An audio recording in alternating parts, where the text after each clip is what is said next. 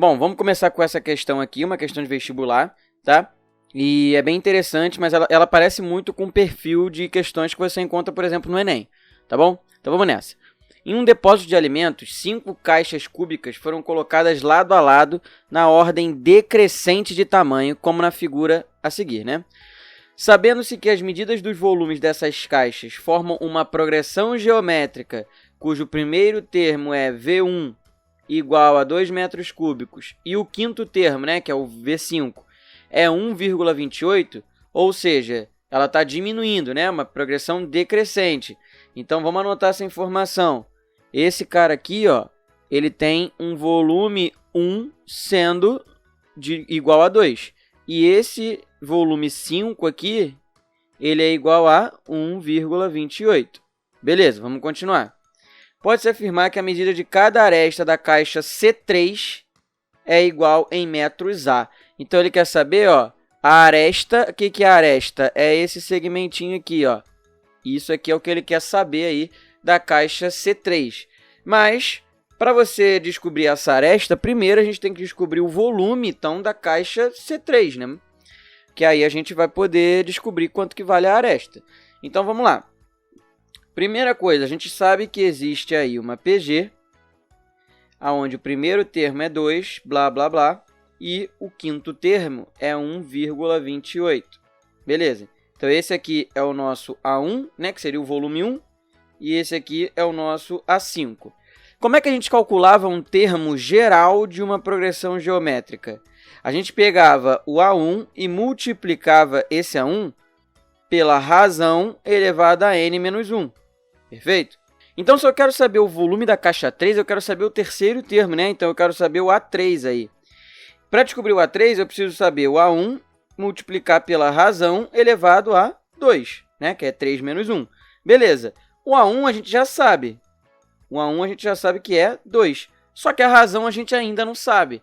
Então, a primeira coisa que eu vou ter que fazer nessa questão é descobrir a razão, né? Que é o que eu preciso. E aí, como que eu vou fazer isso? Sabendo o A5, né? Porque olha para o A5. O A5, a gente sabe que é o A1 vezes a razão elevada a 4, né? Que é n menos 1. Só que o A5 também é 1,28. A gente já sabe o A5. Então, olha o que a gente vai ter. E a gente já sabe o A1 também, né? Que é 2 aqui.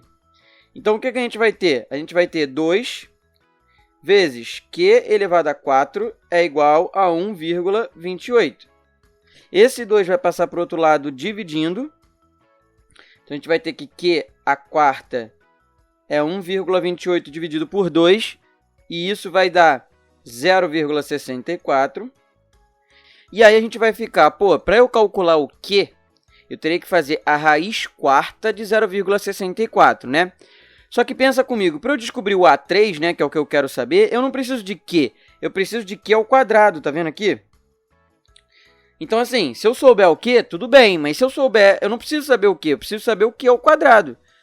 Por que eu estou falando isso? Porque Q a quarta, né? Para eu descobrir o Q, eu vou ter que tirar a raiz quarta de 0,64, que não é uma coisa exata.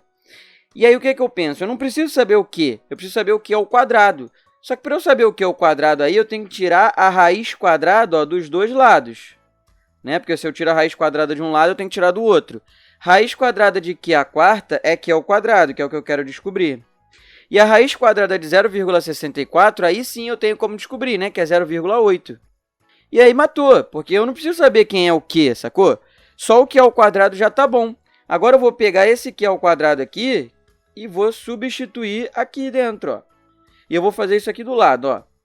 Eu vou colocar aqui a mesma coisa que estava escrito ali, ó. A3 igual ao A1 vezes Q ao quadrado. Só que o Q ao quadrado eu sei que é 0,8, a gente acabou de descobrir.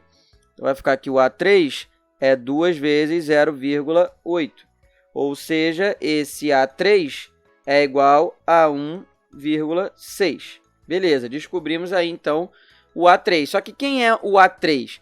O A3 é o volume dessa caixa 3 aqui. E como é que a gente calcula o volume de um cubo? O volume de um cubo é a aresta ao cubo, certo? Então, se esse volume é 1,6, eu vou ter que 1,6, que é o volume, ele é igual à minha aresta que eu quero descobrir, né? Eu vou até trocar esse azinho para x, só para não confundir com o a que eu chamei dos termos da PG. Então, eu vou dizer que 1,6 é x ao cubo, né? Que é o volume lá da minha caixa. Então, esse x, que é a aresta, vai ser a raiz cúbica de 1,6. E aí, então, a gente percebeu que é a nossa letra ali, A. Tudo bem? Bom, questãozinha de termo geral de PG, bem a cara do Enem, tá? Qualquer dúvida que vocês tiverem, por favor, não deixa de comentar aí embaixo nos comentários ou me mandar, tá bom? Fiquem à vontade, beleza? Só não fiquem com dúvida. Vamos para a próxima. Vamos lá. As três raízes de uma equação do terceiro grau formam uma progressão geométrica crescente. Bom, não se liguem nessa equação do terceiro grau, tá? Isso foi só um exemplo. Eu não sei se eu já falei com vocês, mas uma equação do primeiro grau tem uma raiz, uma equação do segundo grau tem duas raízes, do terceiro grau vão ter três raízes, do quarto grau e assim sucessivamente, né? Quatro raízes e etc. Aí ele só está dizendo que existe uma equação aí do terceiro grau cujas três raízes formam uma progressão geométrica crescente. Ponto. Sabendo que o produto dessas raízes é 216 e a diferença entre a maior e a menor nessa ordem é 16, então vamos anotar isso. Primeiro, existe uma PG aí, né? Então existe aí uma PG, tá? De três termos, que eu não sei quem eles são, tá? Eu vou chamar de A1, A2 e A3. E que o produto dessas três raízes é 216. Então, se eu pegar o A1, multiplicar pelo A2 e multiplicar pelo A3, tem que dar 216. E se eu fizer a diferença entre o maior e o menor, como a PG era crescente, ó, aqui, ó, crescente, então o A3 é maior do que o A1, né? Então, se eu pegar o A3, que é o maior, e diminuir do A1, que é o menor, tem que dar 16. Beleza, essas foram as informações dadas. E aí eu lembro que na nossa aulinha eu falei com vocês de uma maneira que seria importante de você saber escrever uma PG. Por quê?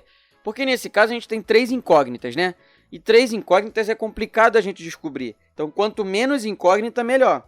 E aí lembra de uma maneira que eu falei com vocês da gente escrever tanto uma PA quanto uma PG em função do termo central e da razão? Vamos fazer isso, ó. O A2 eu vou chamar de X, tudo bem?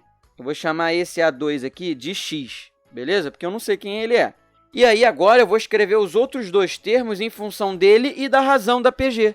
Porque o próximo termo com certeza é X vezes a razão. E o termo anterior é X dividido pela razão, né? Porque você está voltando uma casa aí na sua PG. Ou seja, eu estou escrevendo essa progressão geométrica aí, agora não tem mais três incógnitas A1, A2 e A3. Agora as incógnitas só são X e Q. Já diminuiu uma incógnita, o que é muito bom. Então vai ser a partir daí que eu vou construir meu raciocínio. Ó. Eu vou escrever as outras duas coisas exatamente usando essas informações. Ó. Primeiro, essa segunda equação aí. Eu dizia que o produto dos três era 216. Então eu vou pegar o primeiro, multiplicar pelo segundo e multiplicar pelo terceiro. E isso aqui tem que dar 216. Mas olha só que maravilha, ó. Quando você multiplica isso, você pode simplificar esse Q com esse Q. E aí olha o que aconteceu. Você ficou com x ao cubo sendo igual a 216. Então, o x você já pode calcular, fazendo a raiz cúbica de 216. Esse x vai ser 6. Agora, eu preciso descobrir a razão, né? Porque eu sei o termo central, eu sei o A2. Falta eu descobrir o A1 e o A3, que eu ainda não sei. E aí eu preciso descobrir a razão. É aí que vem a segunda equação aqui. Essa equação aqui, igual, o A3 menos o A1 igual a 16. Porque agora eu vou escrever a mesma coisa, só que agora eu já sei o x. E eu vou descobrir quem é a razão. Ó, eu vou fazer aqui, ó, o terceiro termo, que era x vezes q, né? Então vai ser 6 vezes q, menos o primeiro termo, que era x sobre q, né? Então vai ser 6 sobre q. Isso tem que ser igual a 16. Beleza? Agora, o que eu vou fazer? Eu vou fazer o MMC, né? Tá todo mundo aqui sobre 1, ó, esse aqui. Então, o MMC é Q, vai ficar Q aqui, 1 aqui e Q aqui. Beleza. Vamos vir aqui, ó, para esse espacinho aqui. Olha como é que vai ficar. Q vezes 6Q vai ficar 6Q ao quadrado. 1 vezes menos 6 vai ficar menos 6, igual a 16Q. Olha aí, virou uma equação do segundo grau, tá? Vou dividir todo mundo, ó, por 2. Vai ficar 3q ao quadrado menos 3 igual a 8q. Passa para cá, 3q ao quadrado menos 8q menos 3 igual a 0. Vamos para o delta. B ao quadrado, ou seja, 64, menos 4 vezes o A, que era 3, vezes o C, que era menos 3. Esse meu delta vai ser igual a 64 menos 4 vezes 3 vai dar menos 12, menos 12 vezes menos 3 vai dar mais 36. Ou seja, isso aqui é 100. Perfeito. Então, o nosso Q ele vai ser menos o B, ou seja, 8, que é menos o B, mais ou menos a raiz do delta, que é 10, sobre 2 vezes o A, vai ser 6, né? Que é 2 vezes 3. Perfeito. Aí agora a gente tem que pensar, essa razão, ela é positiva ou negativa? E aí agora a gente vai pensar, essa razão, ela não pode ser negativa, né? Senão a progressão geométrica não vai ser crescente, ela vai ser alternada, lembra disso? Então, eu vou ignorar o sinal de menos aqui, que eu acabei de colocar, tudo bem? Senão vai ficar um valor negativo. Então, eu vou ignorar aqui e vou botar direto mais. Então, vai ficar 8 mais 10, que vai dar 18 sobre 6, que é 3. Então, opa, descobrimos aí agora a razão. O que ele quer saber? Ele quer uma das raízes dessa equação. Então, vamos descobrir as 3, né? O A1 era x sobre q, ou seja, era 6 sobre 3, que é 2. Já temos uma ali, né? Provavelmente é essa a resposta, mas vamos ver o A2. O A2 é o próprio x, que é 6, né? E o A3 seria 6 vezes 3, né? Que é x vezes q, que daria 18. Ou seja, a resposta da nossa questão é a própria letra B aí.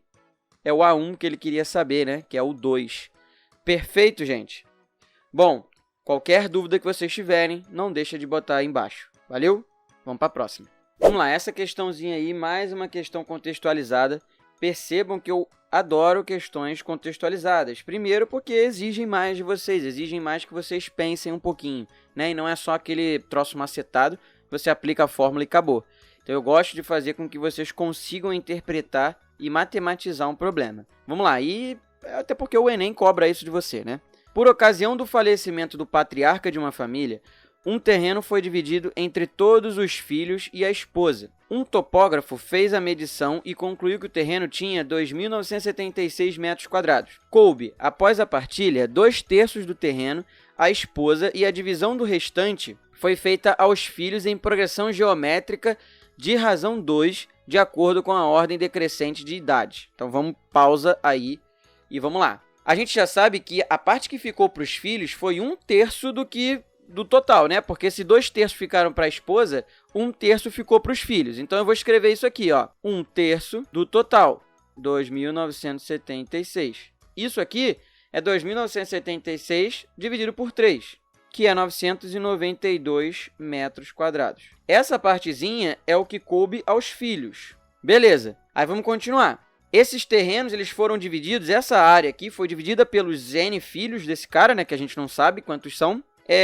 Por uma razão 2, então a gente já sabe que ele é progressão geométrica de razão 2, de acordo com a ordem decrescente de suas idades. Ou seja, primeiro o mais velho, depois o mais novo, depois o outro mais novo, depois o outro mais novo, depois o outro mais novo e assim sucessivamente. Beleza. Como os filhos têm idades diferentes entre si, e o mais velho recebeu 32 metros quadrados, então vamos lá. Isso aqui a gente já sabe que foi feita uma divisão sobre uma PG, né? Onde o primeiro, que é o mais velho, recebeu 32. O próximo vai receber o quê?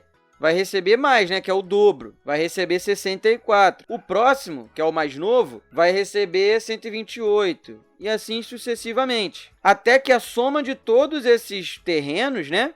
Dê o terreno total, que era 992. Então, ou seja, se eu somar todas as partes dos terrenos dos filhos entre si, tem que dar o total do terreno lá destinado aos filhos. Ou seja, eu vou trabalhar com a soma dessa PG aqui.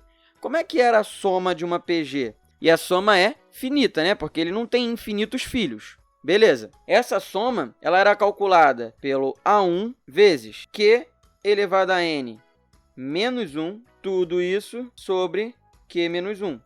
Isso aqui é a soma de uma PG finita. Beleza, eu já sei o A1 e já sei a razão. O que eu vou descobrir é o N, né? Eu sei essa soma também, né? Que é 992. Então, vamos lá. 992, que é a soma dos terrenos de todos os filhos, tem que ser igual ao A1, que era o 32, vezes, abre parêntese, Q elevado a N, ou seja, 2 elevado a N, menos 1, tudo isso sobre 2 menos 1. Beleza, né? Vai ficar 992 igual a 32 vezes 2 elevado a N menos 1, né? Porque aqui embaixo vai ficar 2 menos 1 é 1. E aí agora a gente vai passar esse 32 para o outro lado dividindo, né? Posso simplificar, ó, 992 com 32. E isso vai dar 31, que vai ser igual a 2 elevado a N menos esse 1. Agora eu vou passar esse menos 1 para o outro lado somando. E aí olha aqui como é que vai ficar. Vai ficar 2 elevado a N igual ao 31 que estava do outro lado, mais o 1 que foi para lá. 2 elevado a N vai ficar 32. E aí eu tenho que descobrir quanto é que é o N. Ou seja, eu tenho que fatorar o 32. Vamos fatorar o 32 aqui rapidinho, ó. 2 vai dar 16, 2 vai dar 8, 2 vai dar 4, 2 vai dar 2 e 2 vai dar 1. Esse 2 aqui ficou péssimo. E aí, olha o que eu tenho. A fatoração de 32 é 2 elevado a 5. Então, 2 elevado a N tem que ser igual a 2 elevado a 5. Logo, o N é igual a 5, né? Logo, a gente vai descobrir que o N é 5. Ou seja, se ele quer saber o número de filhos, então esse N está representando o número de filhos, que vai ser igual a 5. Então, tá vendo como é que uma questão de soma dos termos pode cair. Ele nem falou que você tinha que somar os termos, mas aí vai da sua interpretação do problema. Então, tomem muito cuidado com isso, tá bom? Qualquer dúvida, deixem nos comentários, por favor. Não fiquem com essas dúvidas, tá bom? Estou aberto para vocês sempre, vocês estão ligados. E é isso, então. Valeu, gente. Um beijo. Até a próxima aula.